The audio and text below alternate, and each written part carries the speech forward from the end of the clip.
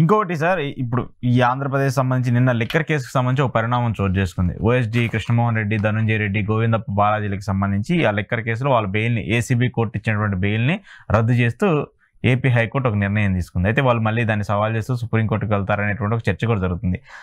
మళ్ళీ ఇదే కేసుకు సంబంధించి చెవిరెడ్డి భాస్కర్ రెడ్డి ఆస్తులు అటాచ్ చేసుకుంటూ వచ్చారు.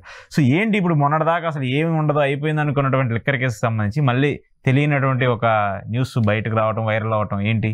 అధికారం మాది అన్నప్పుడు మీరు ఏదైనా చేయొచ్చు అన్నది ప్రూవ్ అవుతుంది. మరి ప్రభుత్వం ఆస్తులు ఏ ప్రాతిపదిక మీకు చెప్తుంది? లెక్కర్ కేసు ప్రూవ్ అయింది.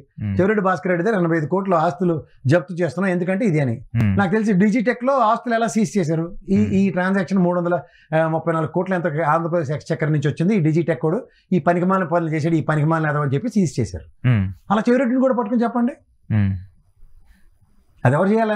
IT department. అరే బాబు, నువ్వు వచ్చిన లాస్ట్ ఐటీ రిటర్న్ల ప్రకారం ఆంధ్రప్రదేశ్ ప్రభుత్వం నీ మీద మోపిన అభియోగానికి ఇంత తేడా ఉంది, ట్యాక్స్ పెనాల్టీ కడతావా? లేకపోతే ఎన్ఫోర్స్మెంట్ డైరెక్టరీ నువ్వు irregular cash transaction, liquid cash form as per Reserve Bank norms ప్రకారం 2 లక్షల పైచీలకు నీ దగ్గర క్యాష్ దొరికింది, దీనికి నీ అకౌంటబిలిటీ ఏది చెప్పాడు అనుకోండి. ఓకే, ఇవేవీ లేకుండా నువ్వు ప్రభుత్వం అశోక్ నాకు నచ్చలేదు కాబట్టి అశోక్ ఆస్తి చేస్తాం, లేదా ప్రసాద్ గడ ఏది పడితే అది మారుతాడు కాబట్టి ఆడ ఆస్తి జప్తు చేస్తాం అంటే ఓకే. అలాగే చెవిరెడ్డి భాస్కర్ రెడ్డిది కూడా.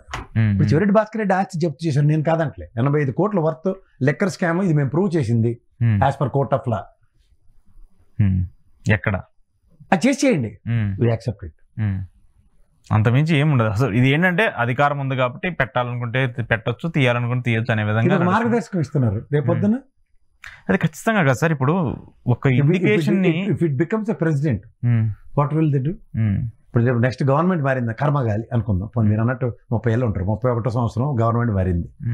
31వ సంవత్సరం రాగానే ఆ ప్రభుత్వం మీరు చేసిన పనికి ఈ రోజు నుంచి నా చేతిలో ఓడిపోయిన ప్రతి ఎమ్మెల్యే ఆస్తులు సీజ్ చేస్తున్నాం అని గవర్నమెంట్ ప్రభుత్వం నిర్ణయం తీసుకుందని కోర్టు నుంచి ఒక ఆర్డర్ తెచ్చారు అనుకోండి.